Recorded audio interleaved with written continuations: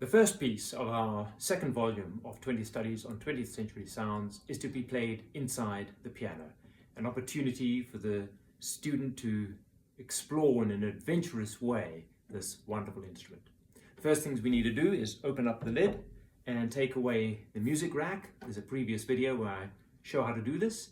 And then we need to take a look inside and see where we need to play. And we're going to be playing on these strings here in front of the dampers. And so to get ourselves a sense of the layout of the piano, we need to mark the black note dampers with a little piece of sticky paper, or one could also use chalk, just so that we know where to pluck the strings. And you can see that for this particular piece, we're going to go from that bottom C sharp down there, which is the C sharp below, middle C, we've got our D sharp, we've got F sharp, G sharp, A sharp, C sharp, D sharp, F sharp, G sharp, A sharp, C sharp. I'm missing the top D sharp, so I'll put it in. And it's always a good idea to put the damper pedal down so that the dampers come up first, and then put the sticky paper on the damper. That way you're not pressing the damper onto the string. For every note here, we have 3 strings. The student can pluck any one of those when they're doing this, but I usually pluck the one on the right, just because I use my right hand for this most of the time.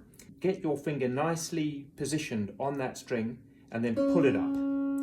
And you might notice that I pulled it up with quite a bit of force, even though the piece is called quietly. If you play too quietly, it sounds like this. You might not have heard that. That's because this instrument isn't actually designed for us to be plucked. It's designed for that string to be hit with the hammer. You can hear how much louder it is. So we actually have to pull up quite forcefully to get a soft sound that is audible, like that. And you'll notice each time I go down, I touch the string first, and then I pull up, rather than trying to attack like this, where I might miss and get a smudge like that. If the child is quite small, they can stand on the bench and reach over, and then the teacher needs to be putting down the pedal. But for larger children, or for adults, if they want to play this piece too, then it can be done just by standing up and putting your foot on the pedal and leaning in.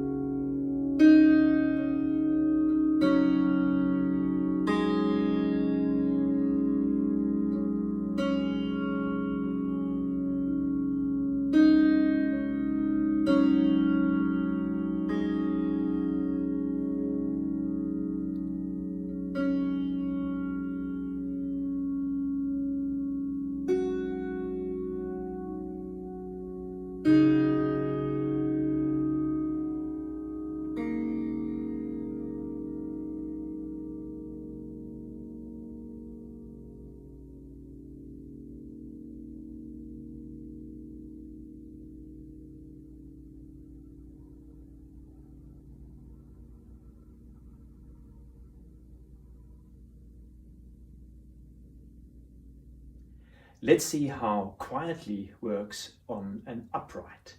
The first thing to do is to make sure the floorboard is closed and open up the top and take away the front and just put it somewhere. I showed all that in a previous video. Now the challenge becomes, what are we going to mark in order to show us what to play? And in an upright, we don't just mark the dampers because they're actually not really available for us to mark.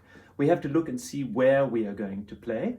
And so for me, I have this funny felt in the way, but I can just get on top of it and I can play these strings up here. So really great for me on my instrument is this metal bar going across, because I can mark that and use that for reference. Of course, every upright is different, and it's just a matter of opening it up and finding out what it is you can mark. As I mentioned in a previous video, it's a great idea to talk to your technician and make sure you're comfortable with all of this process. So what I did with this bar is I took these little pieces of sticky paper and I cut them into small bits with these scissors, and I just stuck each little piece on the bar so that we have the top D sharp and C sharp, then the next A sharp, G sharp, F sharp, then we have D sharp, and that's middle C sharp, then we have 3 more, and then I need a D sharp over here, and the final C sharp is actually off the bar, it's down over there, and I'm just going to memorize that it's that second group of strings over there. And so now I'm ready to play.